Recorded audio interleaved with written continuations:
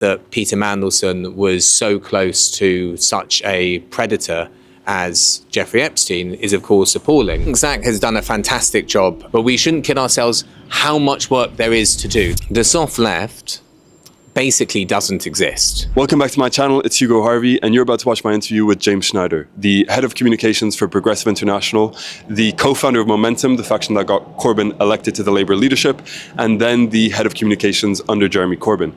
I'm going to ask him some questions about the recent election in Gorton and Denton, the Greens' victory, the future of the soft left, and resignations over the Peter Mandelson case. I hope you enjoy. How are you today? Yeah, I'm doing great. How are you doing? I'm good. So I wanted to ask you one question about basically where we are at in terms of government resignations. You were involved with Corbyn back in 2019 when 7 MPs resigned over his alleged anti-Semitism. And then even in 2022, Boris Johnson failed to put together a government because of knowingly appointing Chris Pincher despite his sexual misconduct. And now today we face very few resignations over the Peter Mandelson case and even Doyle's misconduct. And so I was wondering what you could say about where that reflects, how that reflects where we are at with government and politics today. Well, one person has gone, which is the Chief of Staff, Morgan McSweeney, which is quite a big scalp, I suppose. But I think we shouldn't just be looking at the individuals, whether they go or not. The question is whether things change. And a lot of the politics around will someone resign plays into this sort of weird and false idea that actually Starmer pushed very hard himself, which is this idea that really the political class has very high standards in public life and just occasionally the odd person slips beneath.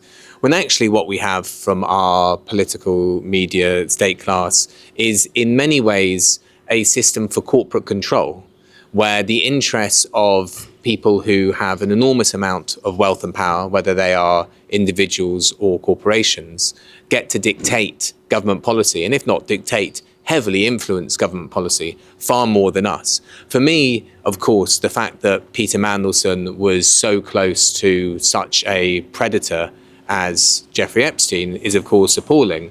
But the much bigger and much more systemic thing, I think, shows his proximity to him as part of a network of power and control, which is why I think the emails that he sent to Epstein when he was business secretary about market-sensitive information, coordinating the lobbying from investment banks against the Chancellor of the country, foreign investment banks, their foreign CEOs against our Chancellor, to lobby against bankers' bonus shows a much, much deeper problem. And therefore, I'm not satisfied if we get resignations. I'm satisfied if we get actual light shone on how politics really operates in the country and how wealth is translated into power, and that power then yields more wealth.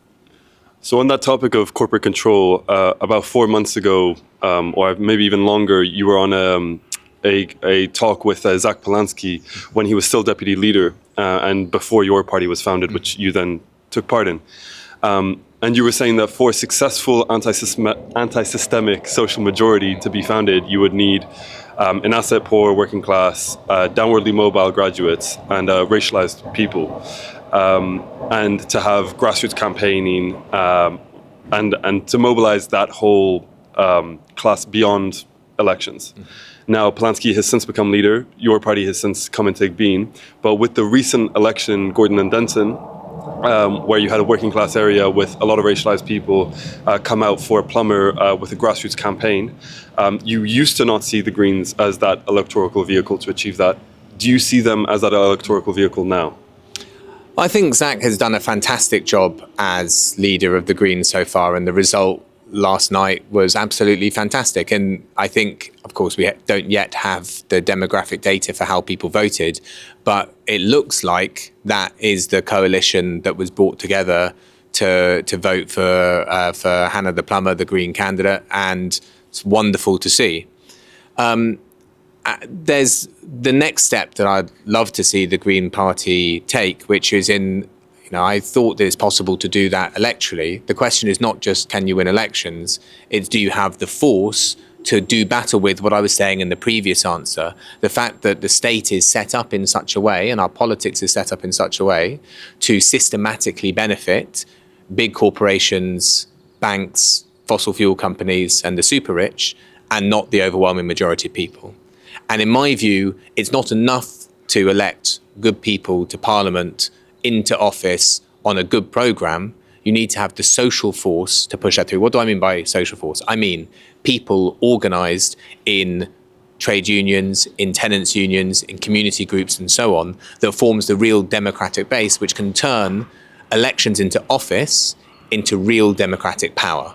So I'm very hopeful about what's going on in the Green Party. It's a wonderful thing to see.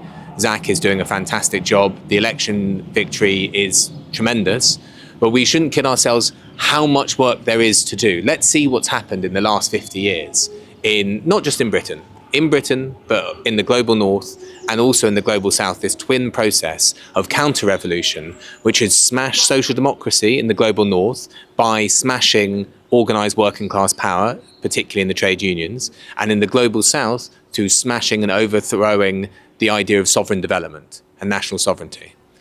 And it's going to take an enormous amount of work. Of course we can do it, because the way things are now means they cannot stay the way they are. The system is not reproducing itself. The level of inequality and violence that the system is creating is so incredibly unpopular. But it's going to take enormous amounts of building up of real, everyday grassroots power. And the Green Party isn't yet doing that. That doesn't mean it can't do that. I'm very, very hopeful that it can do that. But it will mean a change in the way the party operates. Now, the party is changing. It's got new members in, it's got a new leadership, it's got new energy.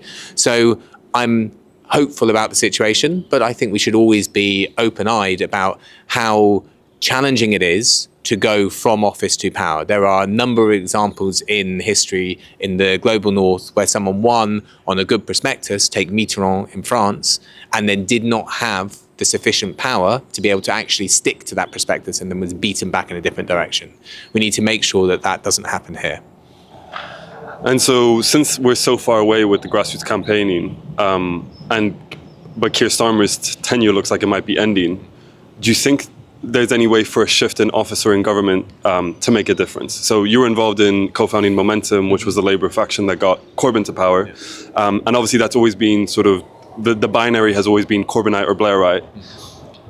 It seems like there's a new sort of middle ground emerging in the Labour Party with the soft left and the founding of Mainstream, with figures like Ed Miliband, Andy Burnham, and Angela Rayner all set up to maybe succeed. Do you think that would go any way to reconciling Labour with the public that has clearly moved past them in Gorton and Denton? So I'd say three things to that. Firstly, if the Labour Party can change direction in government and do better things, that's obviously good. We obviously would like our government to be pursuing less terrible policies, in fact, maybe even some good ones. So that would be good. So if there is change that can be made within the Labour Party, of course, that should be pushed for and welcomed. That said, the soft left basically doesn't exist.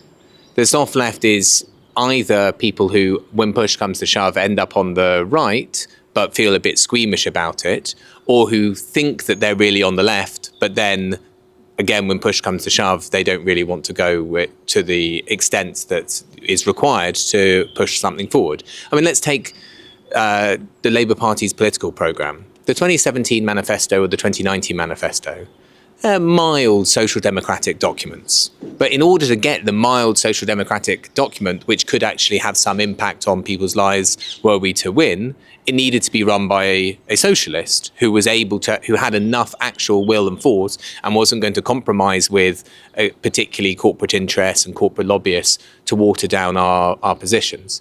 So I don't hold out tremendous hope for the organised force of the so-called soft left in the Labour Party, or that bit of the Labour Party that isn't the kind of blue Labour bit or isn't the Blairite bit. Of course, it would be better if they were doing better in the party, but what's needed in the country is much, much more than what we have now, but tweak it in a different direction. So rather than making things worse 10% a year, it's making them better 3% a year. We need quite a much larger change, I think. Thank you for watching my interview with James Schneider. I hope you enjoyed it. If you want to see more of my content, check out my interview with Zara Sultana or Zack Polanski, or subscribe to see more.